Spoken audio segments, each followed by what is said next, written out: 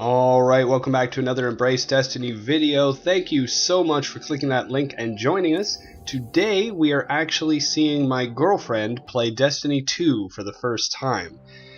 So many of you have probably already played this mission or seen it countless times on the Destiny 2 reveal event, but I thought we'd go back now that it's been almost a month now that the game has been out, and yeah, take a look at some of the first steps. So my girlfriend's played a little bit of Destiny. She played enough that she was able to beat the she beat the first couple of campaigns in the first game, which allowed her to carry her character over here in Destiny 2. And I have to say, the first thing that we both noticed was the improved character models. Some people had some issues where when they carried their character over, they didn't like the look. But in this case, and for my Guardian as well, we both liked kind of the improved physics. I'm sure the improved character modeling. So yeah. Anyway. The introduction cinematics are great. I've watched them way too many times, but I thought I'd cut them out here. If you're not familiar with the story, basically you are a Guardian, you are returning home, and the last city on Earth has been overtaken by the Red Legion of Cabal, these very militaristic, you know, some people call them turtle-looking aliens. So the first thing you notice right away with the, you know, Destiny 1 was made for both the last generation and current generation of consoles, so you know, Xbox 360, Xbox One, PlayStation 3 and 4.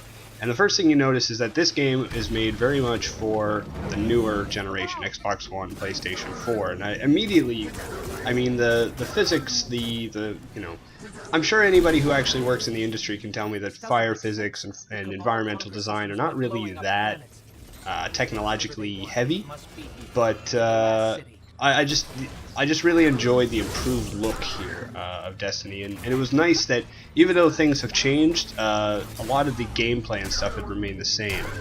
My girlfriend doesn't play video games very often, especially twin-stick shooter kind of things like this, so it was nice to see that her skills from the first game were carrying over. It helps when you play a Titan and one of your main skills is punching people. Hey, you two, give me a sec. I like that my girlfriend's first instinct here was actually to rush past Cade and give him a hand, but it happens fast enough that Cade is able to intercede. I haven't played the intro mission too much, except for when I played in the beta, but one thing I never actually did try was trying to shoot those Cabal before he did. I'm sure it would have been impossible in some manner. My armory is open to you. A friend of mine deleted his... Well, actually, a friend of mine didn't make it that far into the Destiny 1 campaign, so when he played this, it's really interesting to note the differences between characters that are carrying over and characters who are new. For example, Saladin there just called her Young Wolf because we made it through some of the Rise of Iron campaign.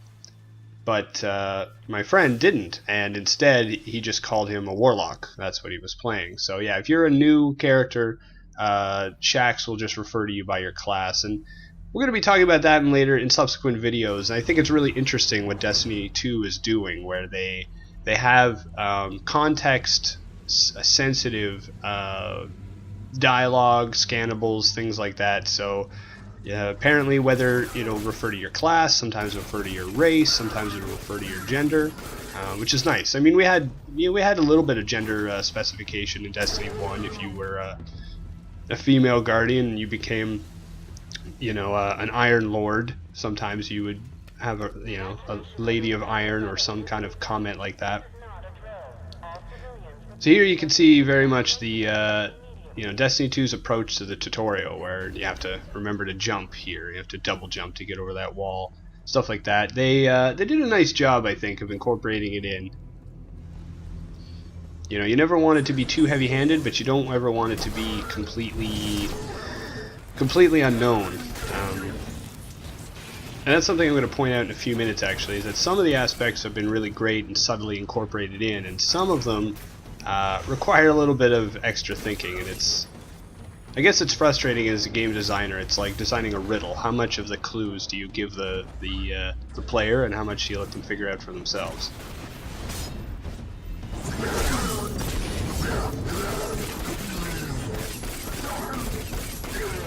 Interesting, the redesign for both the Cabal and the Vex.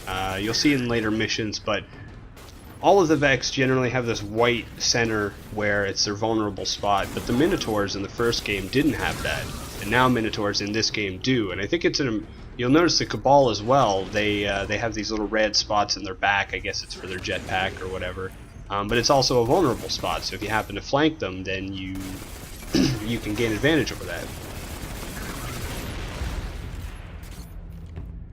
I kind of wonder what some of the more hardcore gamers are thinking of Destiny 2, because, I mean, I play Destiny quite a lot, so I guess I should consider myself a hardcore gamer, but I also find that some of the hardcore gamers are a little bit more cynical and a little bit more judgmental. I guess, you know, they're busy and they've played so many hours of games, they don't have time for subtlety, or maybe they just don't have time to appreciate, or don't have time to forgive when there's little things. But a lot of Destiny 2 seems to be easier, you know, with these improved weak spots on the enemies, things are pointed out. So I kind of wonder if some of the more extreme players think that it's a bit too easy. We've been seeing a little bit of that in the community right now when it comes to the loot game, you know, actually acquiring items and stuff. It's a lot easier in Destiny 2 to acquire items than it was in Destiny 1. Ah, maybe I should shut up and let my girlfriend Super do the work.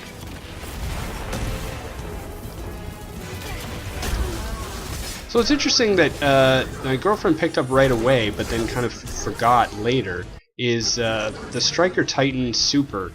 It used to be just like a one-off kind of thing. Now you can basically do your Super Slam as often as you can before the Super runs out. It's a roaming Super now. But what they don't tell you is that you have to use a specific set of buttons to activate the Super, and then a different set of buttons to actually reactivate it. So you do the slam with left and right bumper, and then you got to do the slam again with left and right trigger. And that took me a few times in the beta to figure out. Not exactly sure why they split that. Maybe so that you weren't accidentally like throwing a grenade and trying to shoulder charge and do the slam of your super if you use the bumpers instead of the triggers. But yeah, it's not pointed out, and it's just one of the ways, just one of the few, very few ways I think that the opening sequence of Destiny 2 kind of fails to introduce some of the concepts. It's very, you know, I'm not going to sit here and complain, but I did find it a little bit difficult. The Traveler. What is that thing they're attaching to it? I love this whole sequence out here. You have the tower. If you're a veteran, you're very familiar with the tower. If you're not, I mean, I'm curious as to what people think who are coming into this game very fresh. I mean, I think that the design speaks to, you know, this is a place where people used to be. Now it's destroyed. You hear Ghost. You hear everybody else calling out about, oh my God, the tower's destroyed. You meet Zavala here. He's clearly someone important. His voice is one of authority, and he's telling you, you know, you have to defend against the waves. You have to keep the. You have to defend the people trying to actually evacuate the tower. Ward of Dawn, as you can see, has been improved, or at least modified. It looks a lot, the design of it looks a lot more interesting. It's more wavy, pulsating energy rather than just a single kind of purple void bubble.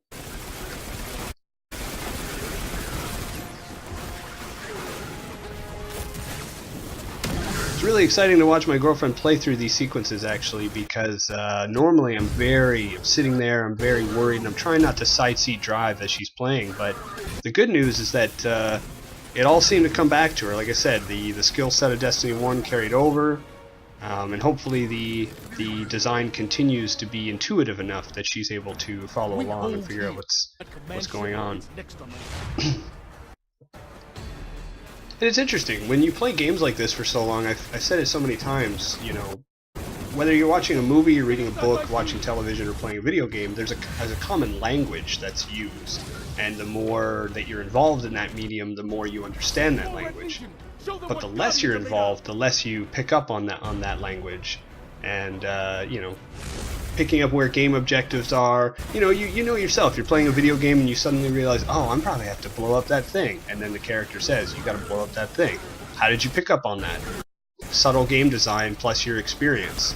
But when you don't have that much experience in this kind of stuff, sometimes you need things pointed out a little bit more obviously. And yeah, it's nice to see that my girlfriend's playing and improving and enjoying the experience. Although sometimes I agree with her, it can be very frustrating when, you know, they don't point it out or the objectives don't come out.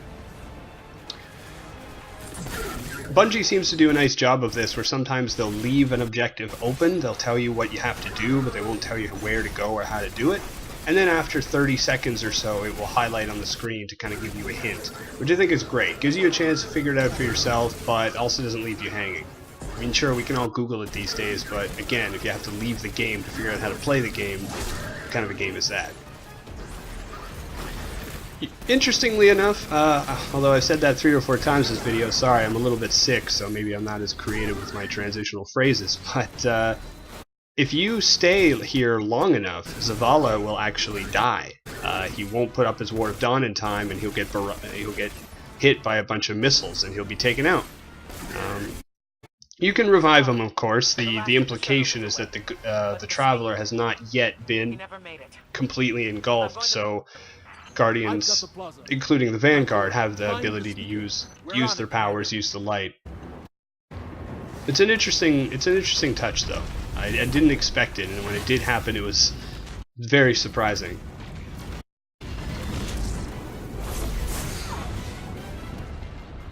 See? There he goes right there, actually.